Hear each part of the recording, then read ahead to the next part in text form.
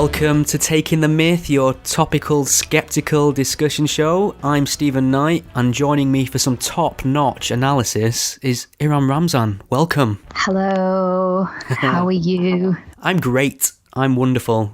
Feeling very festive. How are you? You're great. Great, as Tony the Tiger so beautifully put it. How are you? Right, I'm missing the sunshine. Oh yeah, you went on your travels? You've been culturally enriching yourself. How was that? I've been getting in touch with my roots and that.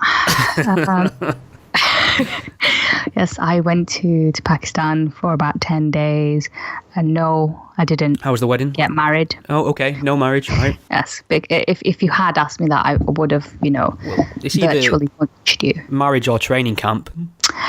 Well, put it this way, I didn't get married. Excellent. I'm gonna have like MI5 knocking on my door. Yeah.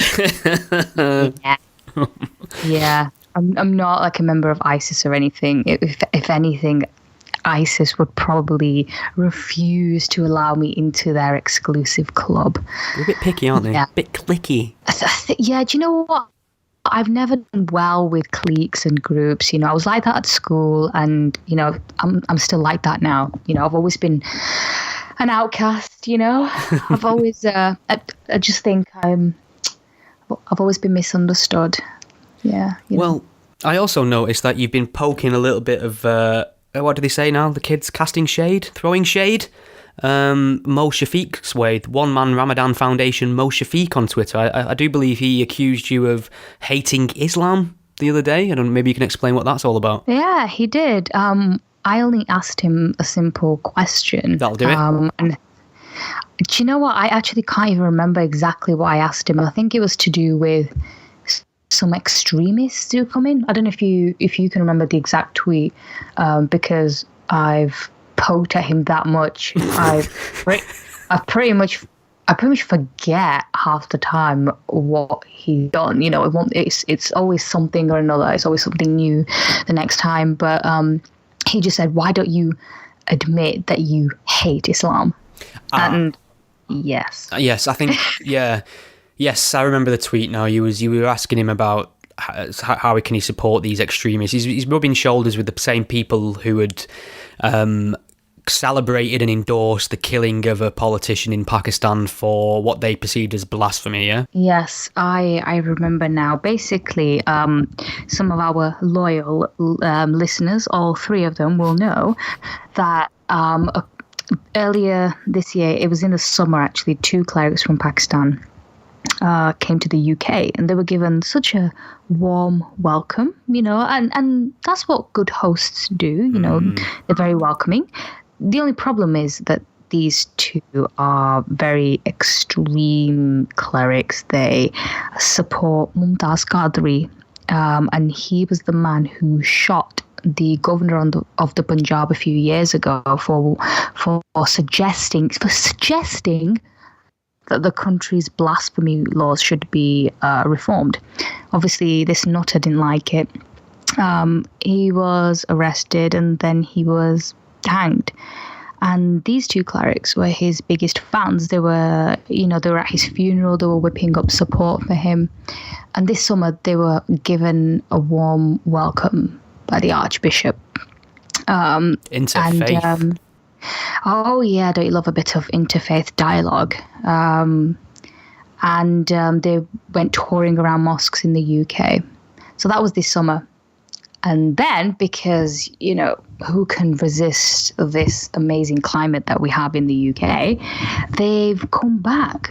They came back this month, a couple of days ago. They went to a few different mosques. They didn't do a full-on tour, but because it's supposed to be the Prophet Muhammad's birthday. I didn't even get him anything. I had him in my mind and my heart the whole time, if that counts. Yeah, you'll have to. I mean, you didn't even bring anything back from Pakistan, which is... I didn't. No. I know, I'm such a bad person. So yeah, they were back, and obviously Mo Shafiq is also, unsurprisingly, a big fan, because if you remember a couple of months ago, he was at one of the mosques where they were, and he was seen shaking their hands and welcoming them. So I think I just basically asked him again, why are you welcoming these extremists who are supporting murder? Basically, they're glorifying murder, and they call Qadri basically a martyr, someone who's close to the Prophet as well. And he was saying, oh, I spoke out against the murder. And I thought, excuse me, but why? What is the point of speaking out against murder if you're grinning, in a photograph with men who endorse it? What's the point? Yeah. And then he said to me, why don't you admit you just hate Islam? And that's a great big leap. Yeah. From asking you, why are you welcoming extremists, to why do you hate Islam? Not really sure I see the link between the two. I don't know if you can share your hypothesis on that.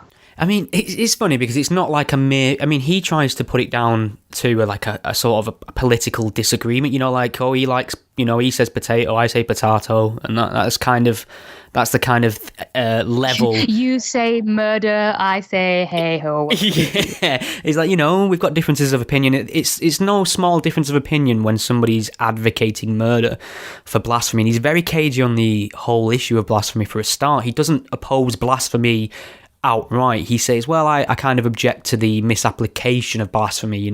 I think it should be due process. It shouldn't be left to mob rule. So he's essentially saying if they go for the legal process and they're found guilty of blasphemy, it's like, what do you mean found guilty of blasphemy, you round-headed? But so, I mean, this leads nicely into another story because he's kind of involved. I mean, now Amazon are on the shit list because Amazon are selling, or should I say were selling, a product. It's a doormat. It's got the Arabic word for Allah on it, and it's sold on Amazon. But the idea being that you can buy a Allah doormat and you can wipe your feet on Allah. Now, to me, I think that's pretty childish. It's not really my level of humour. It's not something I do. But who cares what I think? If other people want to do it, if they want to buy a doormat with Allah on it and wipe their feet on it, surely they should be allowed. What would you say? I'd say you're a bigot and a xenophobe. I hope all these things are true. Speaks put you straight. So everybody kind of lost their head. I mean, people who see Tell Mama as an organisation as well. I'm going to write them off completely now. I think the idea on the face of it was a good one for me. They first started with the idea of logging and tallying anti-Muslim prejudice and anti-Muslim abuse, because when that kind of thing happens, we need to make sure it's logged and actions taken and justice is sought where necessary. So you'd need bodies to do this thing. But they were found to be fudging the figures. They got in trouble for that. And now they've joined in with this, they've been spearheading this campaign to get products banned from Amazon. So that they're literally trying to enforce Islamic blasphemy law on a private commercial company. Because Amazon complied. I don't know if you saw that. Amazon sent a really apologetic letter out saying it's unacceptable and they won't tolerate it.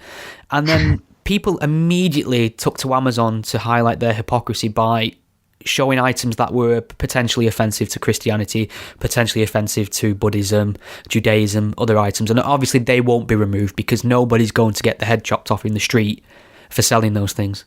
I think that's what it comes down to. Yeah, I didn't see Amazon's letter in response to that apologising. So I don't really know how much they gushed in that letter or how apologetic they were. I mean, there's so much you can say about Amazon. There's a lot to boycott it, for various reasons. I mean, the way it treats some of its workers, apparently. There's been a few reports in the way they apparently their working conditions are unacceptable. I think it's up in Scotland, so there's an investigation done. So if you want to boycott Amazon, there seem to be really legitimate reasons for it. Yeah, well, I mean, you can weigh up the human rights violations with the fact that I can get cat food delivered within an hour on a Sunday evening. Yeah, I mean, come on, yeah. Who cares about workers' rights when you can order a doormat with Allah written on it? I mean, that It's pretty impressive. On a serious note, I do think that doormat is in really bad taste. Yeah, I agree. I mean, why? Okay, you'd have to be really, really sad to want to go out of your way to have something like that, in your house or outside your house. Like, oh, look, this is going to be offensive to people, or this is, some people won't like this, so I'm going to get it. Ha, ha, ha. Yeah, that's very sad, in my opinion. Should it be banned? No, I mean, I think, like you say, it's in poor taste or whatever, and it does have the potential to offend, but I don't see that as I don't see that as part of a criteria not to sell something. I think lots of things are in poor taste, and I think, the marketplace of ideas should be open to poor taste, to gutter humour, to, things that are childish. And I mean, it's not my cup of tea. I'm not the kind of, fuck Allah kind of raving anti-theist that I like to think I'm not. Anyway, but those who want to be, I don't think they should have. I mean, it's the hypocrisy of it. I mean, you can buy. I mean, just to type Jesus into Amazon, you're surely going to be able to find a plush toy Jesus of some sort, and it's just the double standards. They claim that these people who were complaining, like, I mean, obviously I'm going to have to do the whole not all Muslims thing. Obviously most Muslims aren't complaining. I imagine most have got more important things to worry about than doormats on Amazon. But the ones that do complain tend to do it through the veneer of victimhood. Why are we being singled out for special treatment? Why is it okay to trample on our faith? When really, if they look around, all faiths are being subjected to this kind of thing and have done for some time. And this is a good thing. So if they want, if we're asking for equality and equal treatment, then that means we should be ridiculing Islam just as much as we ridicule Christianity. I mean, Christianity just gets the piss taken out of it on a daily basis. You could still buy a copy of The Life of Brian on Amazon last time I checked. Yeah, I mean, it's like when you see some people dressing up for Christmas, on these marathons and mini races that they're doing. Some people, I've seen some people in Jesus costumes, right? Yes. But who's protesting at these races saying, "Go take off that costume, it's so offensive"? People just laugh it off. It's normal. But can you imagine if someone turned up in a Muhammad costume? Oh my God, that race would just end in a bloodbath. Yes, they beat the land speed record. They'd set a new record for quickest ever marathon or whatever. that person will be running for their life. Yeah. I mean, they'd win the race and lose their life subsequently. So it's a win-lose situation. I mean, what annoys me more than anything, it's the prioritising of these situations, the commitment and the banding together to get something deemed as blasphemous removed. Yet, when they invite these preachers over, where were the calls to challenge them? Where were the calls to leaders of mosque to refuse them platforms? To say, you know what? Yes, there have been several. There was another one. I forgot his name. I think it's Sayyid Zafar Qadri. It's always bloody Qadri, isn't it?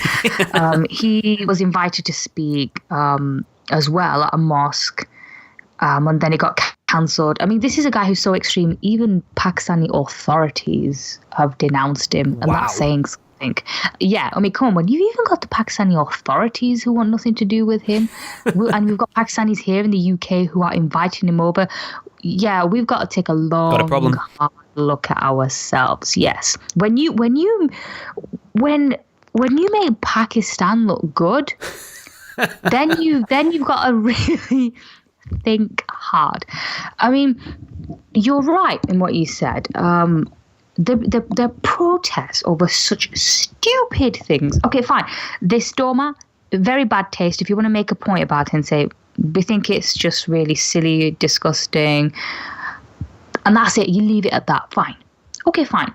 But where's all the outrage and all the protests outside these extremists coming to the UK? These people glorify murder. These people are responsible for persecuting certain groups. I mean, those two clerics that came over, they were at a Khatm-e-Nabuwwat conference, and this is a group that actually goes out of its way to persecute Ahmadis and does not believe that Ahmadis have the right to call themselves Muslims. So they were actually speaking at an event where people would have been insulting Ahmadi Muslims and denouncing them as not Muslims. Where are all the protests? And yet we have silly demonstrations and outrage over a doormat. I don't understand. This is what really makes us Muslims look bad, because people see us getting up in arms over stupid things like Fireman Sam and doormats, and then doing apparently nothing when extremists come to the UK. It's no wonder people think that we're not doing anything to challenge extremism or extremists themselves, because by and large, we're not, are we? Well, I mean, I say we, but I'm obviously like Superwoman and doing a lot. Of course. But, yeah. I feel so proud. Okay, well, because we've not spoke for a while, I was jotting down a few stories that I really wanted to talk about, and I actually had down quite a few interesting skepticism-related stories that I thought were quite intriguing to talk about. And then Islam went and happened these last week or so, and knocked them off. Islam always happens. Yeah, this keeps happening. So I imagine the remainder of our conversation will probably focus on things that have happened in Berlin or Ankara and things like that. But there's one thing that, I mean, it's a topic that's fascinated me for a long time, and I really want to try and get your opinion on it. And this is the news story of the 14-year-old girl who died of cancer and was cryogenically frozen. She won a court ruling against the parents and told she basically let it be known she wanted to be brought back to life in hundreds of years, and I think the father was opposed to it and the mother was for it, or vice versa, I'm not sure, and she won a court injunction while she was still alive to get that done, and she's been cryogenically frozen. The idea is one day we'll be sufficiently advanced in our technology to be able to bring her back from the dead, obviously sans cancer. I wondered what your thoughts were on the prospect of being frozen and reanimated again in about 150 years or something. How would you feel about that? Oh my God, how would I feel about being frozen and being thawed back to life? I mean, not just now, like, no one's going to sort of jump you. I mean, the cryogenics business is a huge thing, especially in the States. People pay hundreds of thousands of dollars for it, sign waivers and release forms, so that when they die, these teams literally try and pounce on their body as quickly as humanly possible so that they can get it into the freezing process, because the quicker you do it, obviously, the more matter's going to be preserved, less brain function, things like that. And there's a lot of debate about what form that's going to take. Some people only have their head frozen, for instance, because they think what's the point, because by the time we're sufficiently advanced to cure cancer and reanimate corpses, we could probably just grow you a new body anyway, so we'll preserve the brain. There's a lot of debate over whether or not the brain's destroyed in the freezing process. There's a lot of ethical arguments. It's a legal minefield, but it is something that's not entirely unthinkable. It's not entirely outside the realms of possibility that one day we will cure these terminal diseases and be able to reanimate human matter. And so this girl, I mean, she's 14. She's not had the best hand dealt. You can understand she had life snatched away from her way too early, and you can understand the longing for more. And she's been granted that. Would you want to be frozen, Hiram? I think it depends. I mean, if I die when I'm like 50 or 60 or something like that, then I would want to come back to life as an old person. I'd want to die hopefully young and then come back to life as in a youngish body. But would I want to come back to this world? I don't know, because what if this world is completely fucked up? Would I want to come and see that? Would I want to live forever? You'd need a fucked up clause. I can't imagine. Yeah. Yeah, like fucked up clause. It's like, if the world is fucked up, or if Mo Shafiq is still a media commentator, please don't.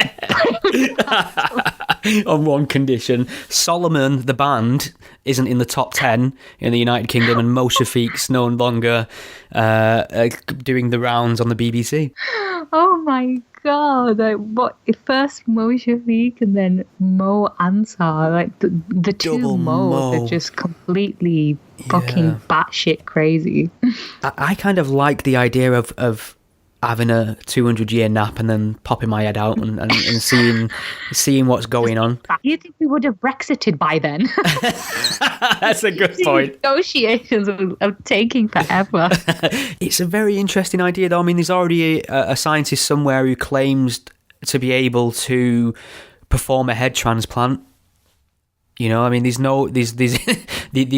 could just pop your head on somebody else when your body's failed due to old age or whatever, or you've got some sort of muscle wasting disease, or there's something going on. Interesting times ahead. Wow. I mean, do I get to choose what kind of body I want? Because, I mean, my body's it's okay. It'll do, but you know, I'd like a taller one if possible next time, because I always felt that I should have been taller. You know? Yeah, I should have been taller. I'm 5'9", which was average height for my generation. It's actually an inch below average now for today's generation, so I'm technically a short arse. Oh, well, I'm average height for a woman. I'm average height for a woman.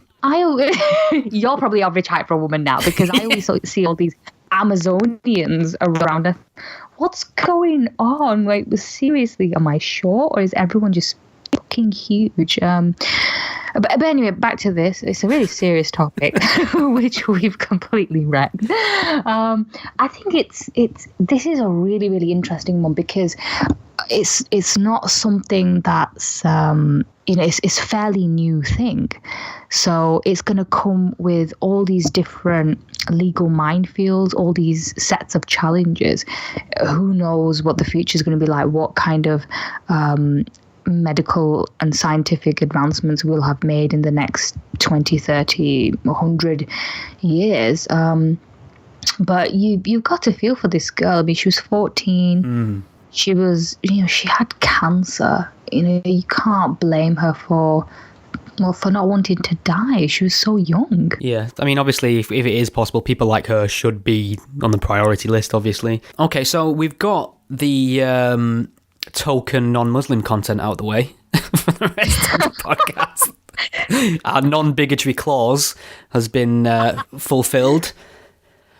So I suppose it might be worth talking about Muslims Like Us, the TV show that was on the BBC this last week. I came to it a bit late because I've had a bit of the plague, but I watched them back to back one night, and just to fill our listeners in on the premise if they've not seen it, it was essentially a Muslim-focused Big Brother. How many went in? Was it 8 people? 8? Was it 10? Possibly. Okay. It was a lot. It was. You can see we've been doing our research this year. Well, it was on. I mean, it was 10. 10 Muslims. So see, I did my research. There you go. Okay, I'll just do that bit again. So 10 Muslims were sent into a house, Allah Big Brother, Allah the French, not Allah Ho Akbar.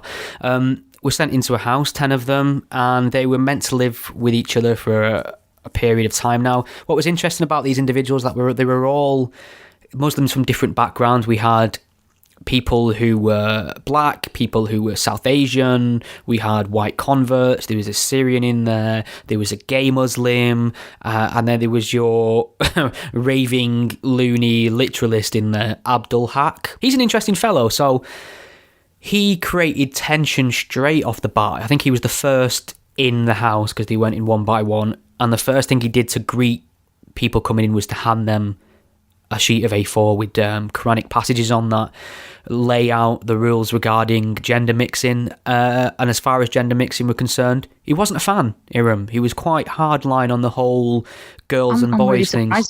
Yeah, and I was very pleased to see as well that the women that they put in there, the majority of them were very smart and strong-minded.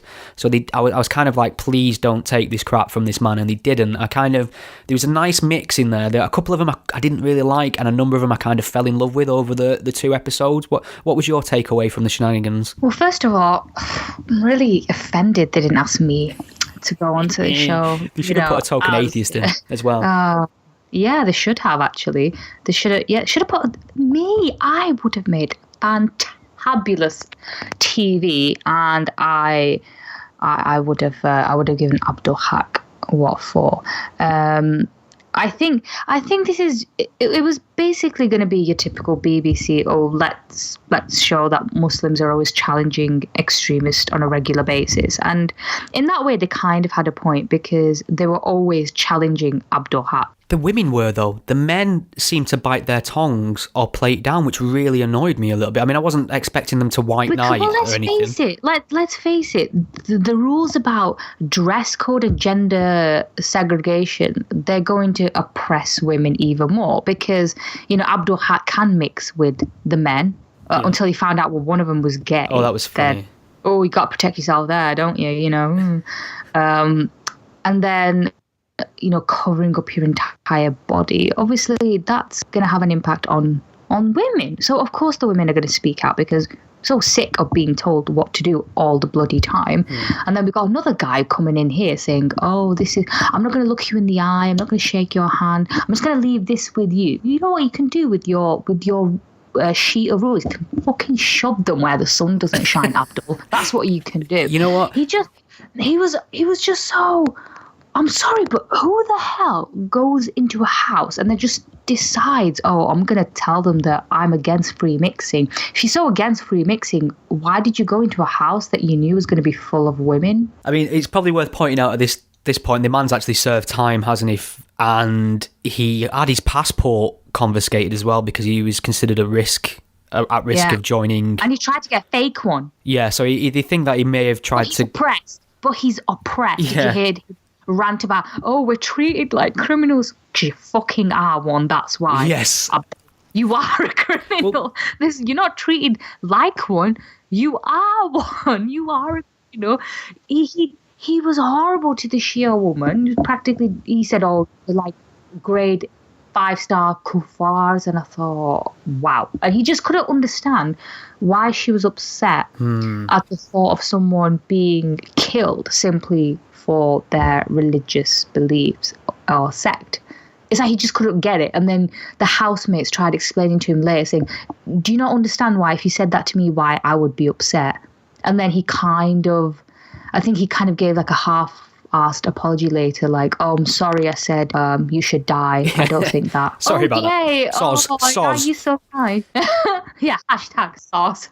I had a couple of noteworthy kind of thoughts on this that I wanted to get in, and the first one was that when you were saying, like, basically he should have been told to shove that leaflet up his arse, and I agree with that sentiment, and as a matter of fact he mostly was, but what I thought was absent, unfortunately, was a theological counter-argument. Nobody seemed to tell him why he was wrong. So in which case, to people looking, outside looking in, they might think his actual viewpoint has more credibility. Unfortunately, a lot of Muslims actually do, if they admit it to themselves, they realise that what Abdul Haq was saying does have a theological basis. If you're going to go for a more strict version or an orthodox version, I mean, you don't even have to be a bloody ISIS supporter. A lot of, there are many Muslims out there who do believe in that men and women shouldn't really just be mixing freely, and that women should be fully covered. Now, they might not all think a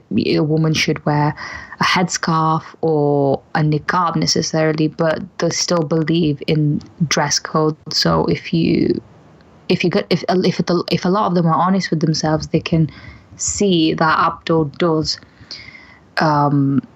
There's reason why he believes what he does, and he is following a very literal version of the Quran. It's all there in black and white. It's very simple for him. You don't need to do any mental somersaults over, but context this and that.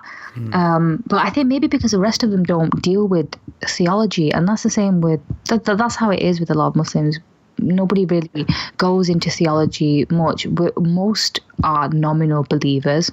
They might pray every now and then. Maybe they pray on a Friday. They might eat halal meat, that fast during Ramadan, but no one actually sits there and studies Islam properly. Most of them in that house were nominal Muslims, really. You know what I found was really interesting? I was very kind of impressed as well.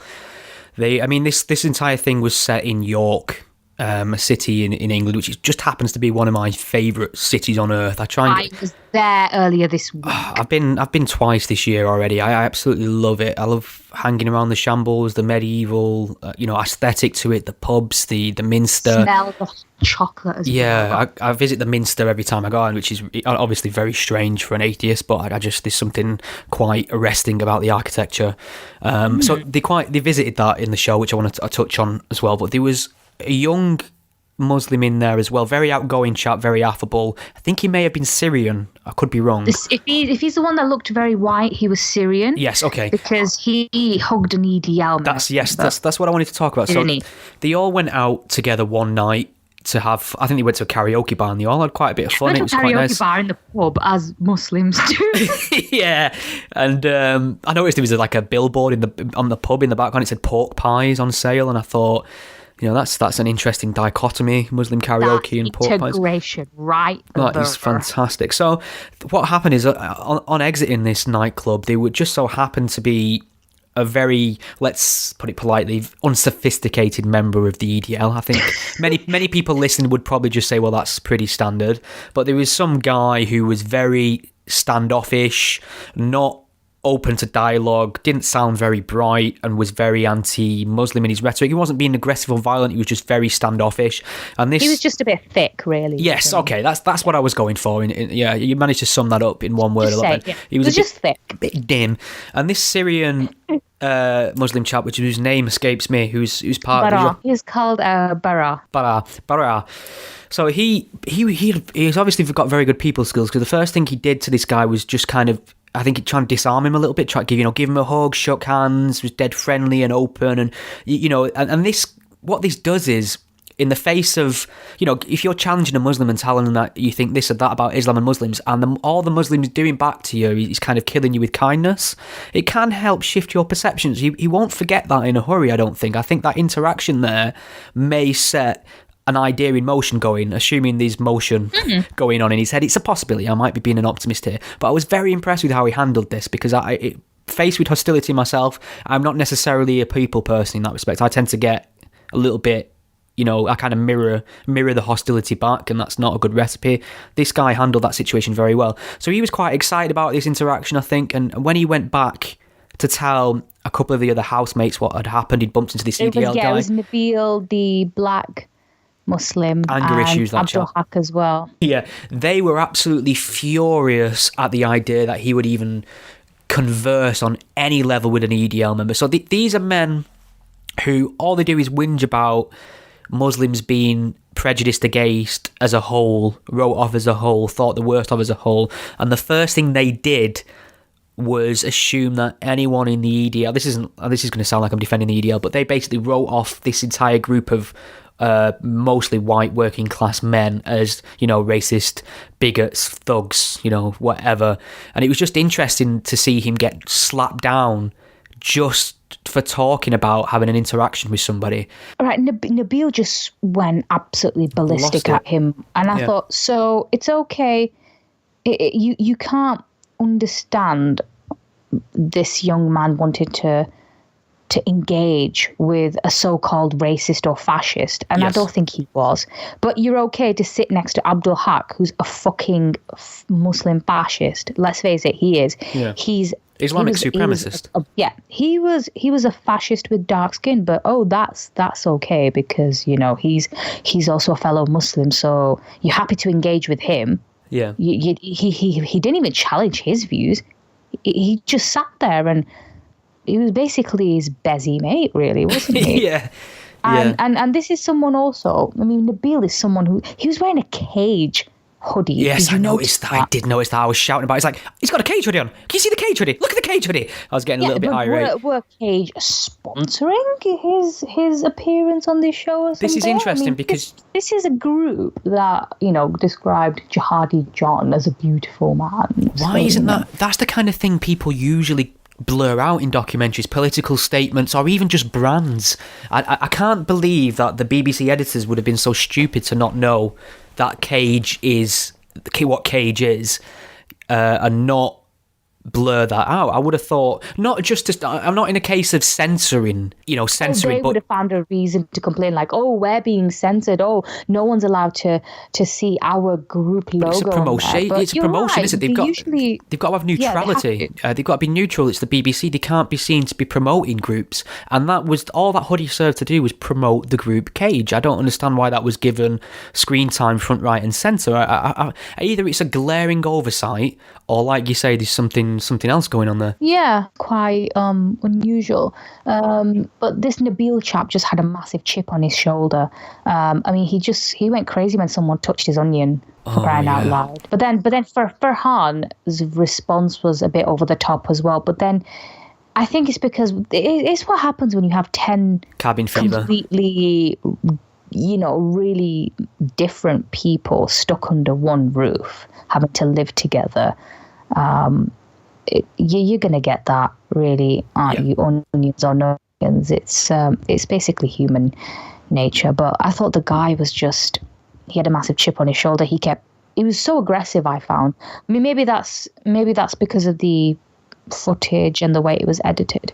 But I thought the interesting point was made by the very stereotypical English bloke they found. I wanted to get to that. Take them on a tour. It was Dick Van Dyke from Mary Poppins. I was thinking, God, there's going to be Americans watching this, and I've never met a British guy like that. Have you met a British guy like that before? I didn't even know they existed. He was created in a lab of American Hollywood villains. It was kind of like an appropriation of what people expect. I mean, is it just because maybe we're working class and we don't we never mix with people like this? Because this guy was an alien. The clothes, I mean, I think he had a tweed jacket and a bow tie and purple trousers and was very plumb mouthed. I mean, I think he might have been an actor. He looked like a massive dweeb. A huge dweeb grande. Yeah, but I thought he made a very interesting point because Zohra, the Shia woman, she couldn't forget what Abdullah said to her, and rightly so. She kept having snide little digs. It was beautiful. In York, and he's like, "Oh, I just wanted to take you all out for a nice walk." And then he said, you guys can't really, you have so many disagreements. You can't seem to agree on a lot of things that, you probably don't know what you're Islamophobic against. Or, something along those lines. I thought he's got a good point. It's like everyone's denounced. We're told, there's 1.67 billion Muslims in the world today, but then most of them are being denounced as non-Muslims. Ahmadis can't call themselves Muslims. Shias are seen as not real Muslims, as they're seen as deviants. Gay Muslims, they can't call themselves Muslims. Liberals, they're not really Muslims, are they? So they can't be Muslims. Oh, you're cultural Muslims. Oh, you're not proper Muslim because you don't pray 5 times a day either. Blah blah blah. So then you whittle that 1.6 billion down to what? Like 100,000 or something. So it is funny. I mean, and we've seen, which might just segue us onto the horrible attacks that we've just seen in Berlin. The Ahmadiyya community came out in solidarity, in Berlin, to say we oppose this extremism, and there was a fair number of them, which is always nice to see. But once again, the liberal media ran with it. Muslims come out to protest the atrocities in Berlin, but what they always fail to mention time and time again is that it's from a persecuted minority group within Islam. And I say within Islam because I count them as Muslims. If they say they're Muslims as far as I'm concerned. But Muslims in general, the larger population, the schools of jurisprudence would not consider them Muslims. They're considered outside the religion of Islam, and they're persecuted practically anywhere you can find them. They actually make Muslims look good. Yes. Because they come out. They sell poppies, they do soup kitchens, they, all sorts of really good charitable causes. When you have all these Muslim groups who want to promote how great Islam is or how great Muslims are, they'll share all these links, and then you point to them, hang on a minute, they're Ahmadis, and they're like, oh, fuck, we made a boo-boo there. We can't be promoting Ahmadis. They're not Muslims, are they? I mean, they're a persecuted group. So if any group should have grievances, you'd expect every suicide bomber to be an Ahmadi Muslim, wouldn't you, in that case? And it's like, look at in Iran, like Baha'is are persecuted like anything. They're treated, that they're not even treated like second-class citizens. They're not even treated like proper citizens. They're persecuted. A lot of them have left Iran. So you'd think there'd be why isn't there a wave of suicide bombings from Baha'is? I mean, why? I would like an explanation for that. Yeah, I mean, obviously that's a very inconvenient point you're making there, so you're clearly a bigot. Yeah, I wouldn't. Yeah, but it's just, whenever something happens when it's Islam related, they always bring out the usual suspects and the usual commentators who just make everything worse. I mean, it's like when they roll out Mo Shafiq from the Ramadan Foundation, and they always describe his organization as this interfaith group. I'm sorry, but when was the last time you heard of an event organized by the Ramadan Foundation? And I googled the Ramadan Foundation, and it said the company dissolved a few years ago. So what exactly does the Ramadan Foundation do? And I think I posed that question to Mo, and didn't get an answer. He also claimed that I don't know if you remember, but there was a story of Nisar Hussain, the Pakistani man who converted to Christianity from Islam, and he was beaten up badly and hospitalized. This guy from Bradford. Yes, right, and it's come to that point where he's having to move out of the city now with his family. That's what it's come down to. And ITV did a brief piece on it, and who did they go to for a comment? Mo Shafiq. Round-headed. And his daughter was on Twitter, and she's saying, she sent me a link of Mo's interview on ITV, and she said, "Can you put this man straight or something, because he claims he's helped my family, but we've never even met him." Oh, well, that's interesting. So I asked him that on Twitter. I said, "Oh, she's claiming, his daughter's claiming that you've never really helped or met them. Is that true?" And he said, "Oh, he came on the Ummah channel, which he presents." And I spoke to him then. I don't know, because I've got a lot of things to do in my time. I've got better things to do than watch Ummah channel, to be honest. He's just an opportunist, maybe then, really, isn't he? Come on there, I don't know, but it's just the way he's saying, "Oh, the Ramadan Foundation has been working with Nisar." He couldn't even pronounce Nisar's name correctly. He kept calling him Nasir, and that's not his name. Now, if you've met someone several times, then surely you know what their name is by now. Exactly, Imran. Swear to God, if I have people tweeting Imran at me, Hashtag I am Imran. looking for you. Well, it's interesting because, like you say, I mean, these claims of having worked with or I've done this seem to come freely from opportunist media whores, like media whores called Mo, for example. So if we talk about another media whore called Mo... Yes, speaking of media whores... Just before we get on to the big story of Mr. Ansar, when we had these issues with, Assad Shah was murdered in Glasgow, he's an Ahmadi Muslim, Mo Ansar would be tweeting things out about his countless work that he'd carried out with the Ahmadi communities. So I thought, you know what, I've had enough of him making claims about his CV that he can't substantiate. So I contacted as many official Ahmadi groups as I could find in the UK and ones in his particular area, because I said I'm going to write a piece about it, blah blah blah. Can you comment on these things that Mohammed Ansar has said? And they were like, "Who? We've never even heard of this guy. We don't know who he is." And then they became uncooperative, because by the time I shown them what Mo had said about, the Ahmadis being outside of Islam and this and that, they went for him directly on Twitter. They kind of stopped talking to me and just went for him. So I was left with no article. But I think that, point made that all this work he's claimed to have done with the community, what does this look like? In what form has it come? Why does nobody know who he is? Why can't he point to it? I mean, he claims to have done 20 years, campaigning for LGBT rights and, lesbian, gay, bisexual, transsexual campaigners are all like, well, I've not seen any of this. What have you been doing exactly? So I think these things just amount to sending tweets and saying you've worked for these causes than actually doing anything. Oh, right. Well, in that case, I once I mean, I've tweeted politicians sometimes. Does that make me the prime minister? I think it pretty much does. I think it really does. Yeah. If in Mo Ansar's world, yes. I'm like a diplomat, basically. Okay, we have to talk about it. Mo Ansar has hung up the robes. He's no longer political commentator, educationalist, theologian, astronaut, inventor of the Dyson. He's now... He's done a Cat Stevens. He's Twat Stevens, hasn't he? He's now lead singer of a band called Solomon. They would drop their first single, and it's very, very, very much David Brent. It's a middle-aged guy.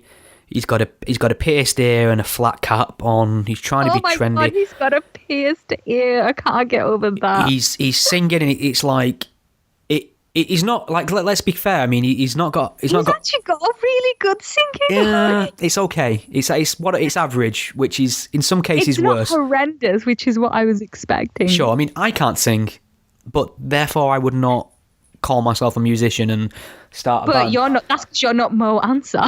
Yeah.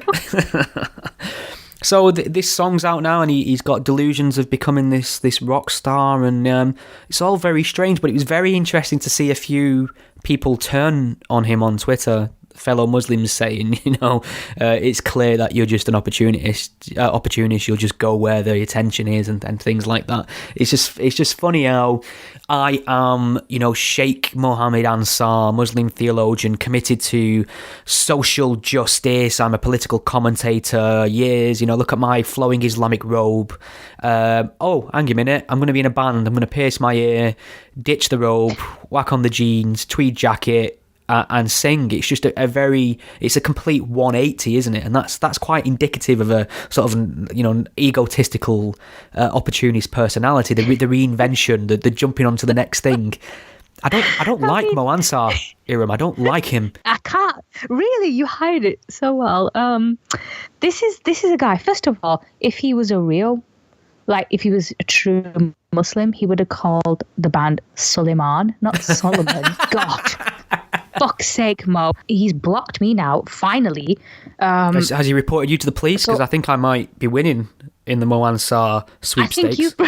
I think you're probably way ahead of me. He won't call the police on me. He's told me several times now I'm part of a criminal investigation looking into anti-Muslim harassment and abuse and racism.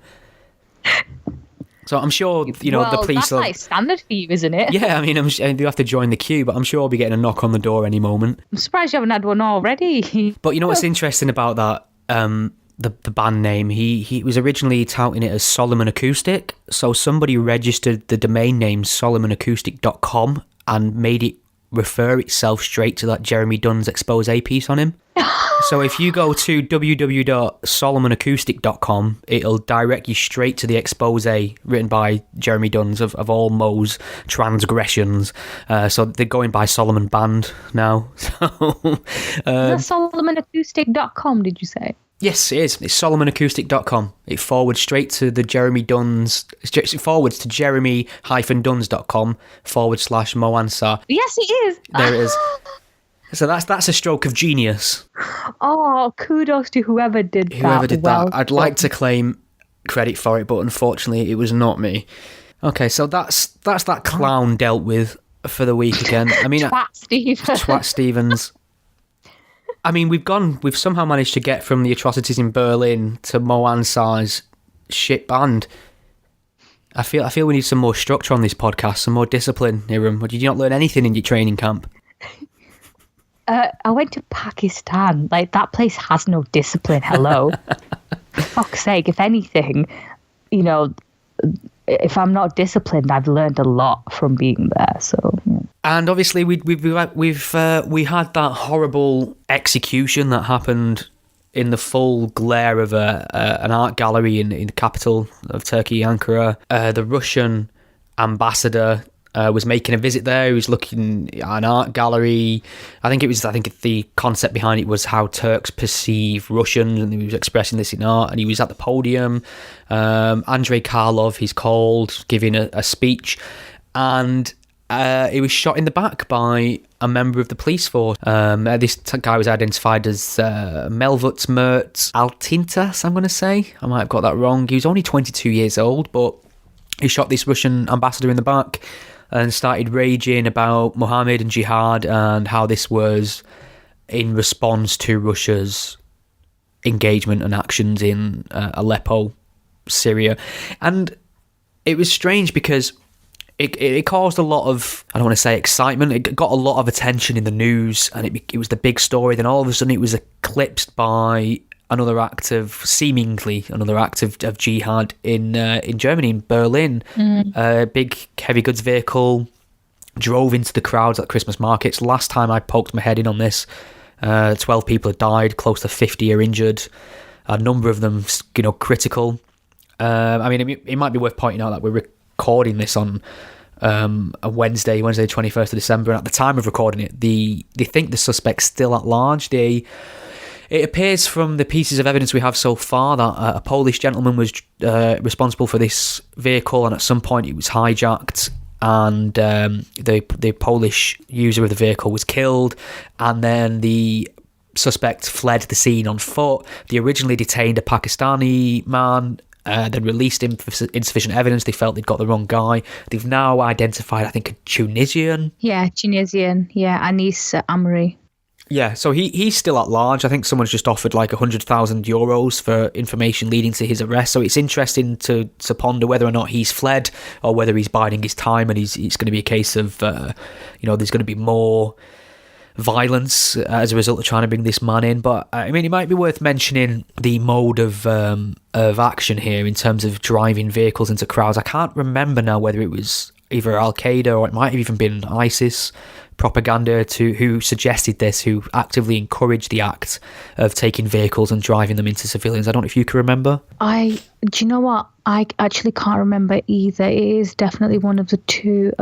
But I know ISIS is definitely encouraging lone wolf attacks. Yeah, and that's what's scary, because a lot of people have been saying, a lot of people seem to have of this mind that, well, it's not terrorism because he's not affiliated with ISIS. There's no evidence to confirm that he's part of an ISIS cell, and I don't think that's the litmus test. I think you can be radicalised by ISIS propaganda and ISIS information without ever interacting with somebody in ISIS, and I think you can act based on the things you're reading and seeing and still carry out acts of terrorism in the name of ISIS, in the name of Islam, without actually being a member. I mean, what do they send out? Membership cards? Do you get a uniform? Do you get sworn in? I think it kind of helps their cause. Actually, no, I remember it was definitely Al-Qaeda who was encouraging it. It was years and years ago. They were urging them to choose areas where there were just pedestrians before ramming their cars or whatever they're driving into the crowd. So yes, it was Al-Qaeda. Al-Qaeda thing. So yes. I mean, so this is not the first time it's happened. I mean, I know this happens in Israel quite a bit. We had the case of it happening in Nice as well, very similar. So we're getting to the point now where you'd hear in the news usually someone's detonated themselves, and you'd know instantly what that was. Without a doubt, it'd be very rare that it'd be anything else. Now all bets are off, because we're seeing, random knife attacks. We're seeing people being gunned down, and now we're seeing vehicles being used as weapons. And it's just, it becomes a case of not if, but when, I feel. And we're looking at it's that every time we seem to be doing this, there's always been some sort of horrific incident. It's just guaranteed now. I can't remember the number of terror attacks that have happened in Europe in the last 18 months off the top of my head, and that's really, really sad reality. I think one thing that I'm grateful for is that we're very well protected in this country, because places like France, Germany, Belgium, they seem to be easier targets for some reason, whereas even though we're a target, it's just a lot more difficult for them to carry out attacks here, and part of that is because of the security services doing a very good job in this country, and that's why they've been able to prevent attacks here. But you just never know what's around the corner, do you? No, I mean there are arrests being made all the time, and there's only a finite amount of resources and manpower and attention that these services have, and I do worry that it is just a case of I think we're going to have to get used to this kind of things happening for the foreseeable future, and it is quite depressing. And I don't know what the answer is, but I know what's going to happen to a certainty. It's going to be an emergence of the far right across Europe. They're going to be get voted in because the public are going to assume that they can sort out this Muslim problem. They've identified it, they know what to do, and then before you know it, they're making bad decisions based on other people's, civil liberties and things like that. And I think I can't see liberalism winning this battle, unfortunately. I thought the other day, in terms of the whole left-right thing, I started to ponder that whether leftist politics are only useful during peacetime, because they seem to go missing. Like, liberal values seem to go missing when there's a threat, where there's something that needs to be challenged or stood up to aggressively. They seem to go wandering, seem to concentrate on the wrong things, or completely shill for the enemy in most cases. And we wonder sometimes, even though the far right especially, are completely wrong-headed, they seem to be able to identify a threat when they see one. See, they identify the threat, but what would they do in response? Now, Yes. It's easy for these parties in opposition to say a lot of things or to talk the talk, but can they walk the walk? They've not got a record to defend, so they can say anything. But what will happen when they're actually in power? Will they be able to solve the problems that we have? No. Well, we might get to see a little bit of that in action when Donald Trump takes office, because people have got that, they've got him in charge. He's this big, powerful defender of, American culture against the Islamist threat. He understands that there is a problem with Islam, but you'll also notice he's filling his entire entourage with mini demagogues and religious fundamentalists and evolution deniers and general kooks of all different varieties. So it'll be interesting to see how those elements blend in and what effect that has on liberal society on large. And that's the trade-off, that's the payment you get, I think, when you elect people on the right into your government to solve one problem. It's kind of like using a hammer to kill a fly. Yeah. I mean, say, for example, if Marine Le Pen becomes next French president, then you've got Donald Trump as well, and you've got various other countries that might vote in more right-wing leaders. And if they can't solve any of these issues, then what effect is that going to have on people? Will that make people even more angry, or will it calm them down and they sort of go back maybe towards the centre or to the left?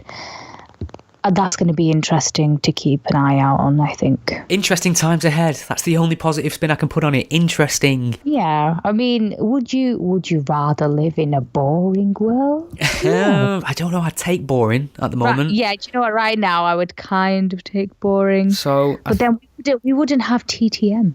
That's correct, yes. Although maybe we'd get to talk more about cryogenics and, maybe check in on what the Pope's up to. That little character.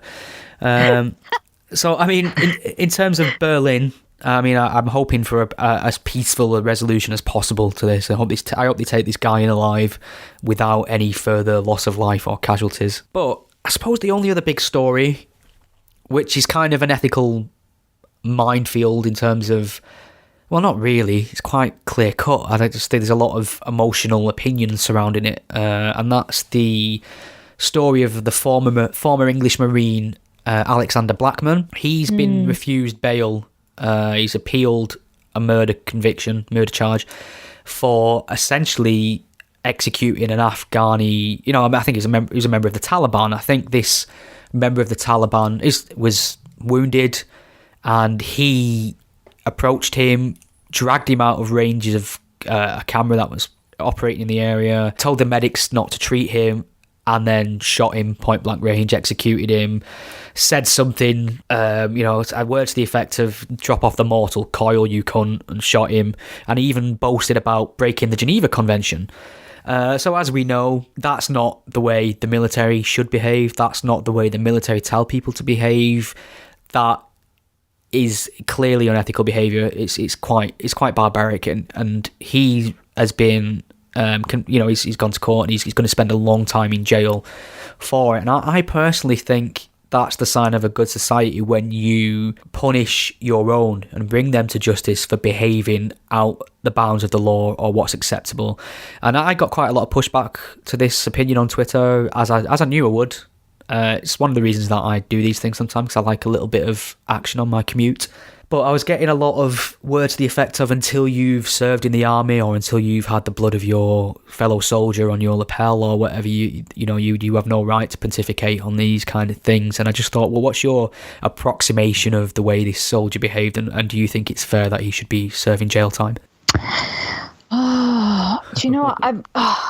It's all on you. Not. I've only read the case very briefly, but if you're saying that he boasted about it, and he boasted about breaking the Geneva Convention, then then he should face the consequences. And you're right, it's a mark of a civilized society where people from a different country, like victims of a different country, are getting justice here. Was he definitely a member of the Taliban, this man that he killed? Yeah, so I mean, I'd like to clarify that. Taliban, not my favourite people.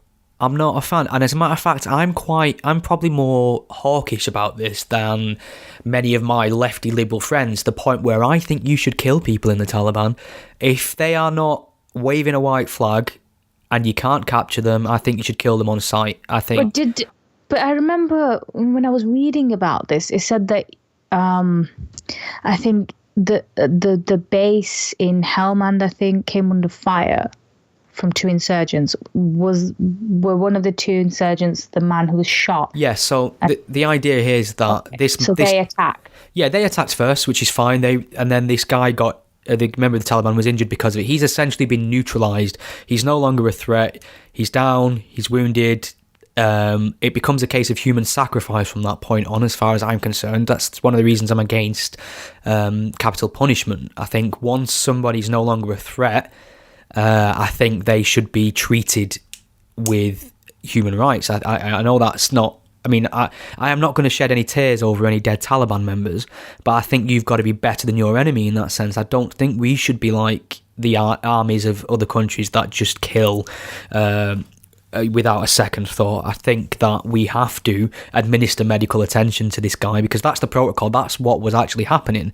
The medics were trying to do this at the time, and this soldier told them to stop and just kill the insurgent. And I just think once someone's neutralised and they're no longer a credible threat, I don't think a British soldier or an American soldier or any soldier really should put themselves in any danger to bring in a member of the Taliban alive. I think if they're being uncooperative in any way and they're a threat, you're within your rights to use lethal force.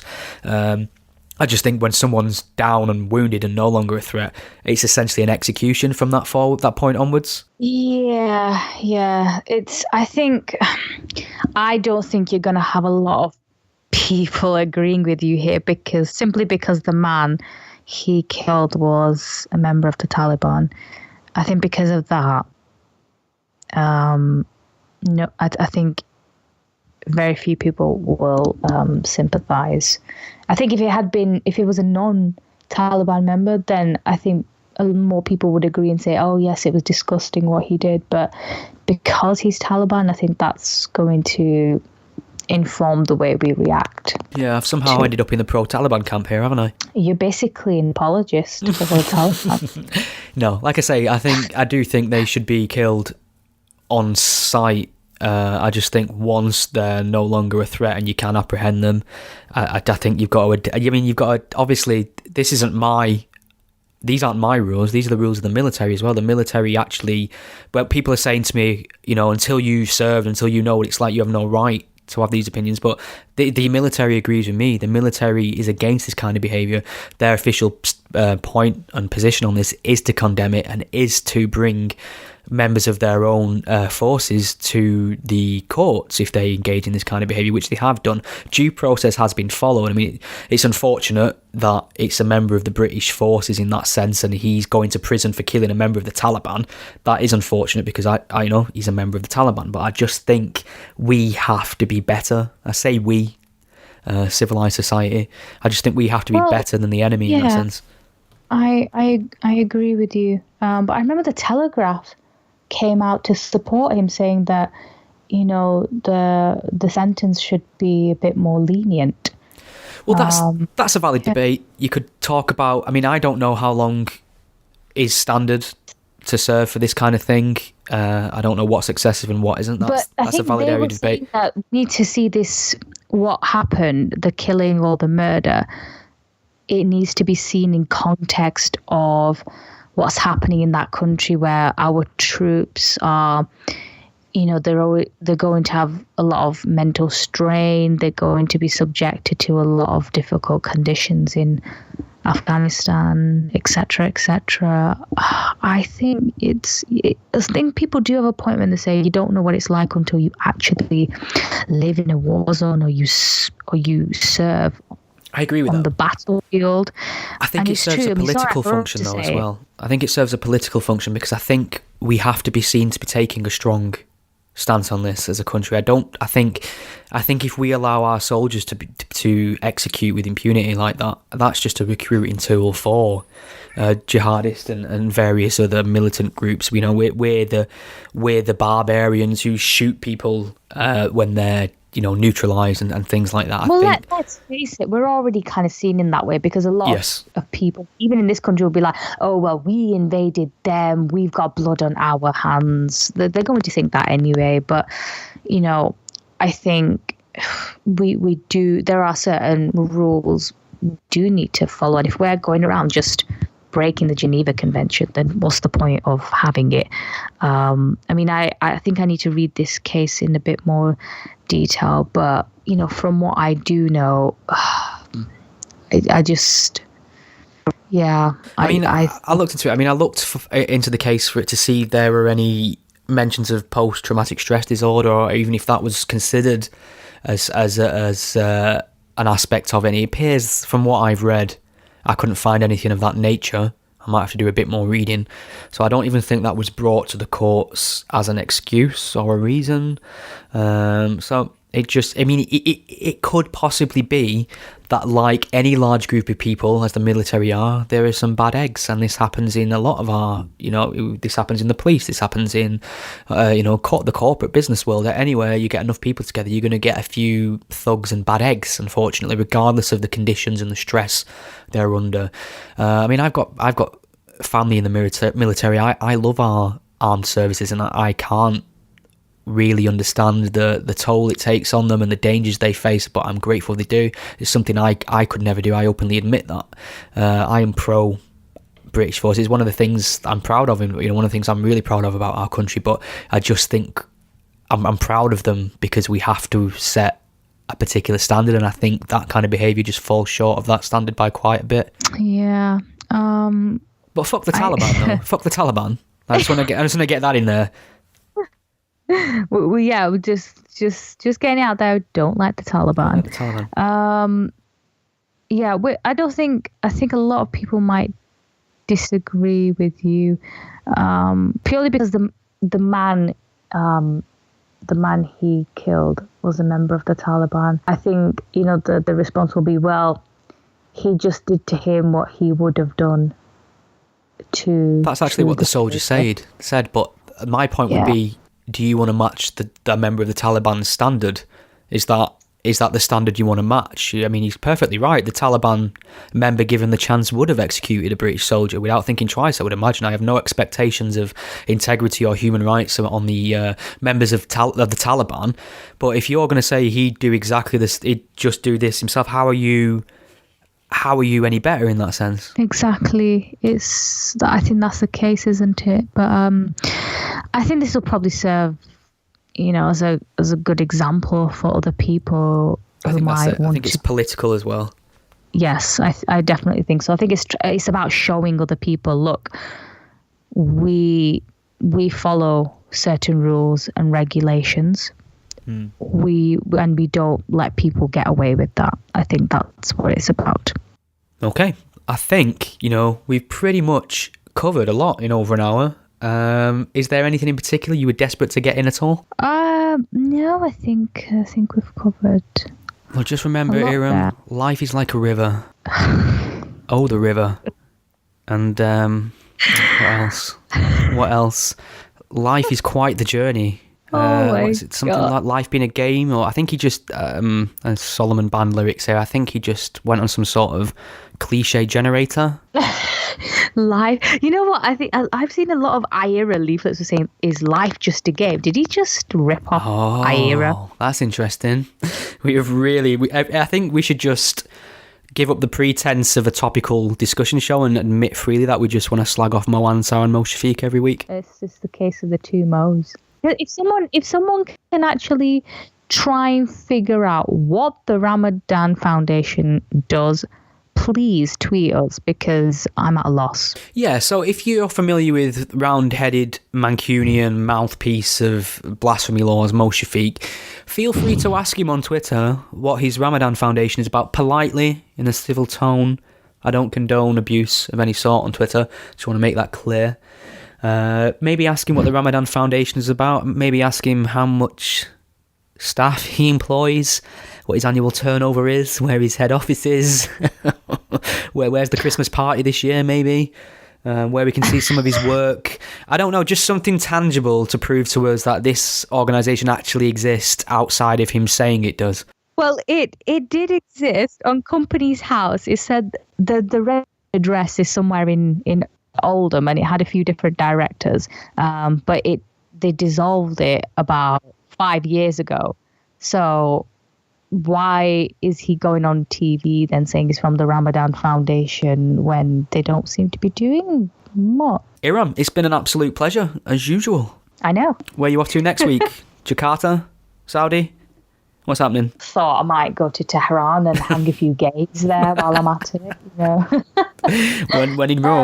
When in Rome, kill some homosexuals. No, I just had to say have a very lovely Christmas, and to everyone out there, yes, regardless of religious background. Well, I hope you have a lovely new year anyway, and I'll probably speak to you next on the podcast in 2017. People have been saying that 2016 is one of the worst years ever and things can't get much worse, but I imagine a steady continuation of the phenomenon we've seen over the last 18 months or so. And on that cheery note, have a lovely evening. Thank you to my excellent co-host Iram Ramzan. You can find Iram's writing and many of her excellent contributors over at sedar.org. That's SEDAA.org.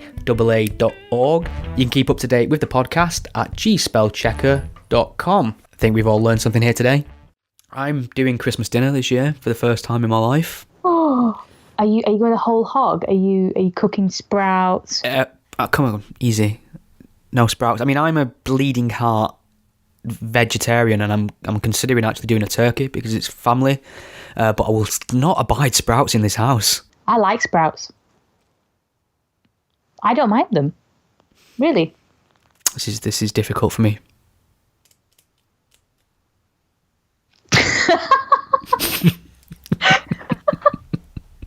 Come on, there must be somebody out there who doesn't hate sprouts. Come on, I know you exist. There are a number of things that get me into trouble on Twitter. The first is Islam, the second is Jeremy Corbyn, the third is 9/11, and the fourth, without a doubt, is sprouts.